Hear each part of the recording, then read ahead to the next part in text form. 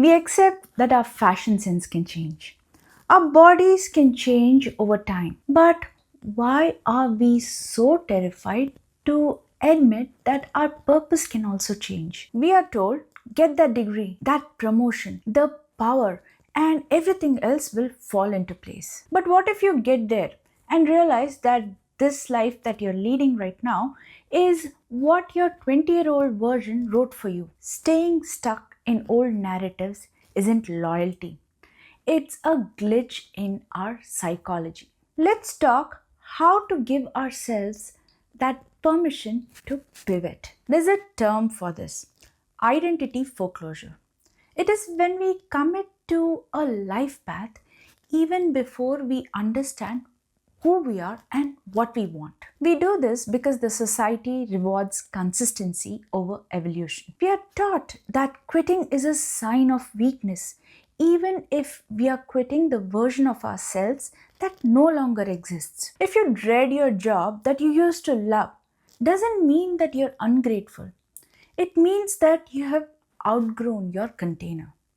Your 20-year-old self made a plan with the data that they had at that time. Now, after a decade, you have so much more new data with you. Why not update the strategy? Biologically, our brain is built for neuroplasticity. That is, it is designed to change. But when we force it in that old script of ours, we are triggering neural adaptation.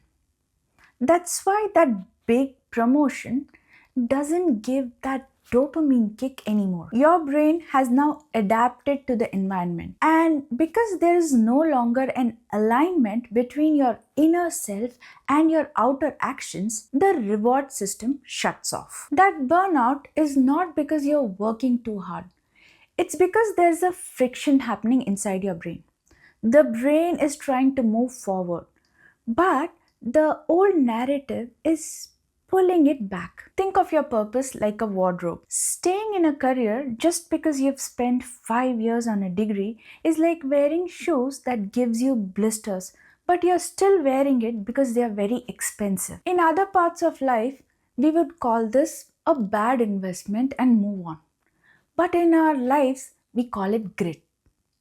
It's high time we stop calling it grit and recognize that it's identity stagnation. So, how to fix this?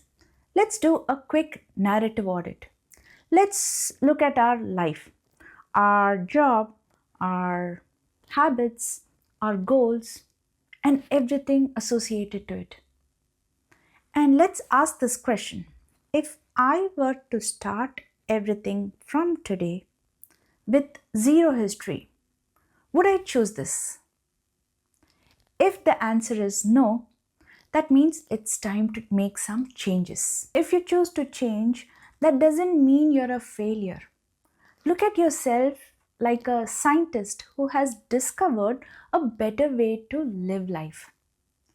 Changing purposes doesn't mean you're betraying your past. In fact, it's a great gift that you're giving your future. Your life is not a statue. It's a story that is going to evolve. You are holding the pen to write it. I'm Divya Iyer, and I would like to know, what's that one goal that you're officially ready to let go because you've outgrown it. You're giving yourself the permission to pivot. Let me know in the comments, and I'll see you in the next one.